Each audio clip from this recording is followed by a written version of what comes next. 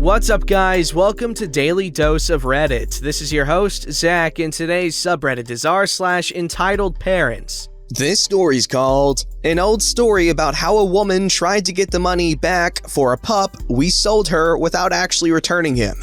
This happened a good while ago, but I was discussing it with my mom recently, so it's still fresh, and the one part of the conversation here I always remembered, as I had never heard my mom angry at anyone other than me and my brother before. It was scary enough. Also, I can't tell a short story to save my life. Sorry. Background. So, when I was around 15, our two dogs, who are both the same age, had him since he was a puppy for a company for a 17-year-old basset hound, who sadly passed, so we adopted a female basset to keep him company. They had been together for a year around this point. With neither of them being neutered, they decided it would be loads of fun to make a crap load of babies. And I mean, she birthed 13, but 11 lived as 2 were stillbirths, with us helping to raise them too, as it was a lot of puppies. As they were purebred basset hounds, they were quite expensive dogs to buy, so we sold them to people. For the price they paid us, we neutered and shipped the dogs, as well as giving them pet insurance forms and an application to join the Dog Breeders Association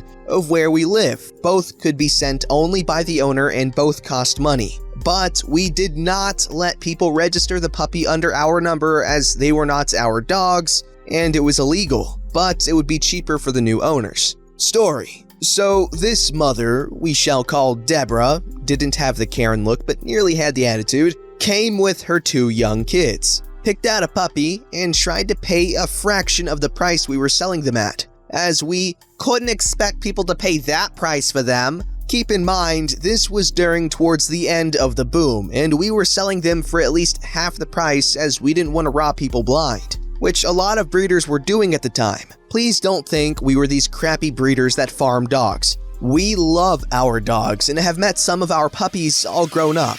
She then tried to buy our female dog. I'll pay full price, but I want the mom as well for that price. We adore these dogs, especially my mom, who shut that down pretty fast. She paid full price eventually, and we gave her a stern warning to fill out the forms and send them off ASAP, as you never know what might happen. An older dog of ours had been run over by a neighbor in our damn house, and the insurance paid to make him comfortable while he was put down. Rest in peace, rascal. And 50 euros luck money back from what she paid. It's considered good luck here. My parents gave every other person 100 euros back. 1 week later, Deborah rings my mother and tells her that my mom needs to give her our Dog Breeders Association number to register, as it's cheaper, and my mom shuts her down hard. There were a few profanities thrown at my mother, who was not impressed. She loathes swearing, so my mom hung up.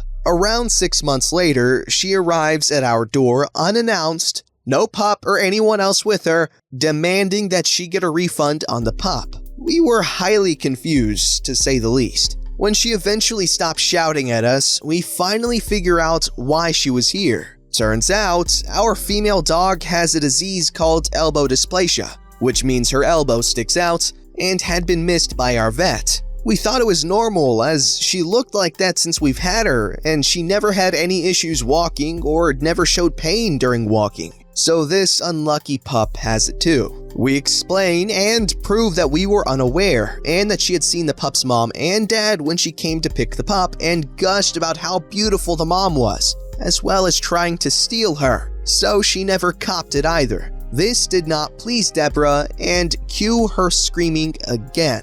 During this rant, we find out why she was at our door. She wants us to refund her the money she paid for the pup, including the 50 euros we gave her back as the luck money, which she conveniently forgot we gave her, and pay 2,000 euros for the surgery. My mom got her to calm down and speak like an adult, and this conversation occurred. Okay, but why are you here? We gave you insurance forms, and your insurance will cover the cost of the surgery. I didn't think I needed insurance, so I never bothered with it. It's quite expensive, and he seemed perfect. Insurance for a year at premium rates is around 250 euros. Well, unfortunately, I can offer you 2 options. Either return the puppy and we will refund you, or leave and keep the puppy. But he's family now. The kids are so attached to him and we trained him so well. He's a very good boy. We'll take the dad so as the mom is broken too, and we'll keep the pup as well. It's the least Mom and I could do for the inconvenience of having to come all the way down here.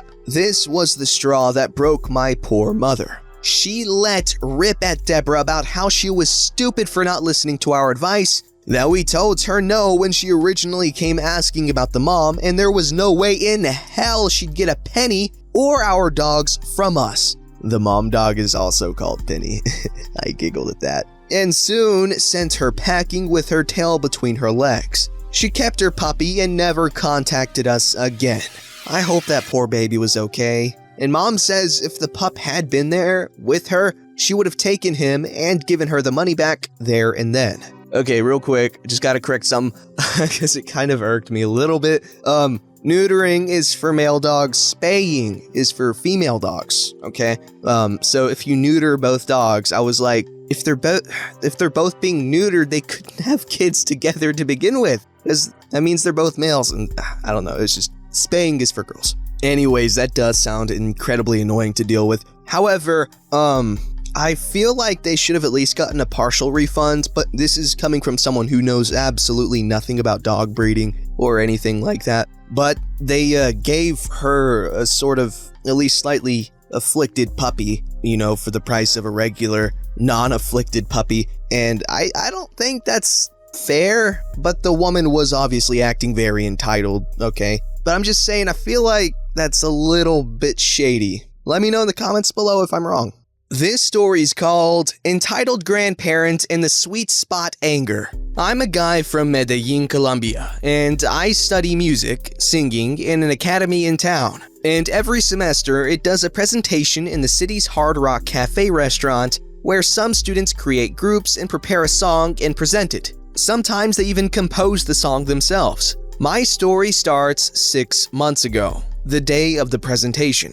I went in the morning, for we would do a sound test. They'd close at 12 for preparing the restaurant, and open back up at 2 p.m. for the event. During that time, it's possible to book a table. So I did for my parents, my sister, her husband, their 2 kids, my nephews, and 2 cousins. This Hard Rock Cafe has a wall where there are some couch-like seats instead of normal chairs with tables. I tried to leave a drawing, but I couldn't figure out how. Last year, we sat there in the show, and we will call this place the Sweet Spot. So anyway, I just booked a table for X amount of people. I didn't specify for any sweet spot or specific place. So we got a normal table with normal chairs.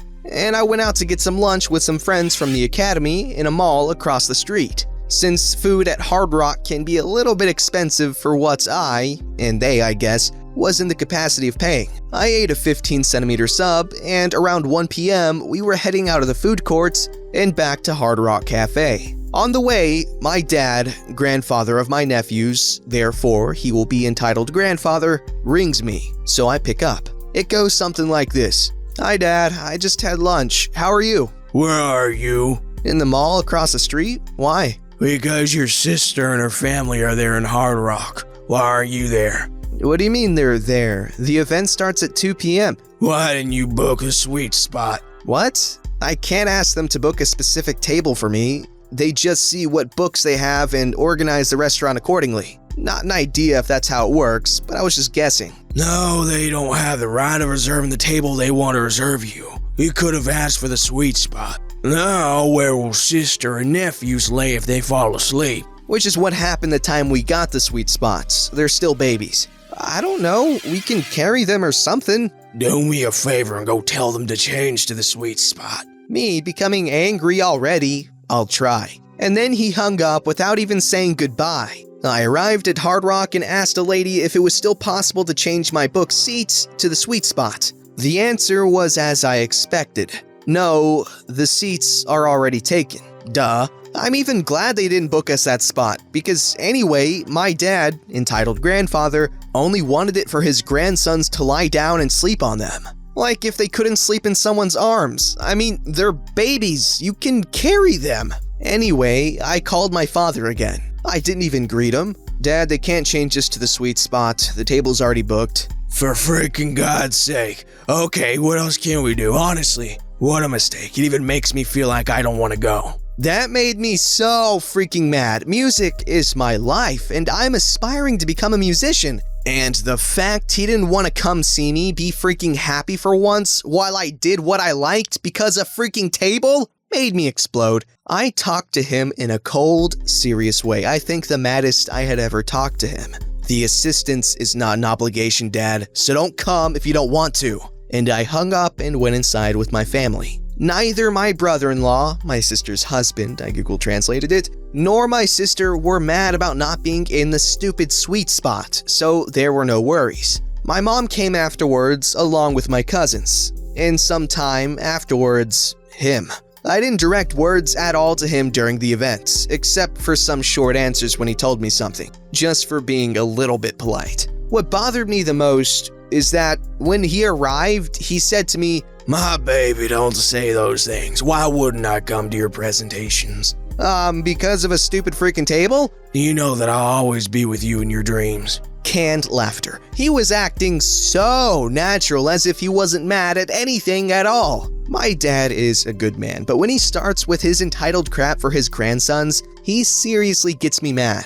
And even more so when he acts like nothing is wrong towards me. The rest of the day was normal though. I sung on stage. Curious enough, the song I prepared was Numb by Linkin Park, which really expressed the way I was feeling in that moment, and won the applause of the public, and I assure you, there's no more comforting sensation. It really helped me get it off my chest. Yeah, it really sucks when your parents don't support you in what you want to pursue and all that, but honestly, an outsider's perspective, it looks like your dad was trying to make up for maybe being a jerkhole before the events, when he was being sweet to you during the event, but, that's just my outsider's perspective. I don't know the dude, so, yeah.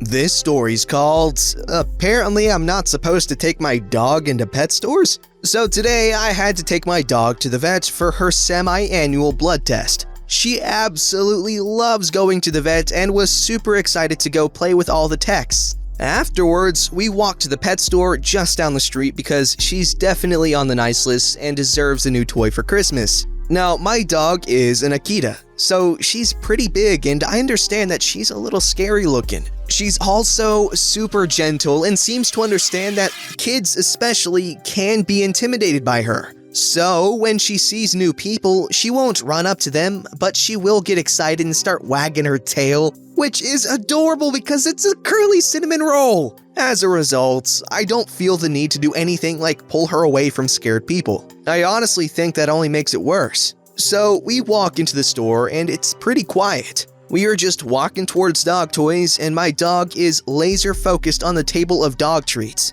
A mom and her kid walk past and he points to my dog and calls it a wolf. Her face is all black and she's big enough that this isn't really a stretch. The mom then stops me and the following conversation happened. "Excuse me, that breed is banned. You can't bring it in here." I'm pretty sure the store doesn't have a banned breed list. It's a pet store. "That's a wolf hybrid and it's scaring my kid. You need to leave." I'm sorry your kid is afraid of dogs, but she's not a wolf hybrid and she's not bothering you. The whole time we're still standing next to the treat table, so the dog hasn't moved an inch closer to them. She's just staring at the food with her tail wagging. "My son is scared. You need to leave." No. At this point, my dog decided that these must be new friends. She took a step towards them with her tail still wagging at top speed. She stretched her head towards them to ask for pets, and the kid was just frozen staring. The mother just picked up her kid and walked the other way. I just chuckled and we went to look at dog toys. When I went to check out, the cashier told me the lady had complained about my wolf hybrid,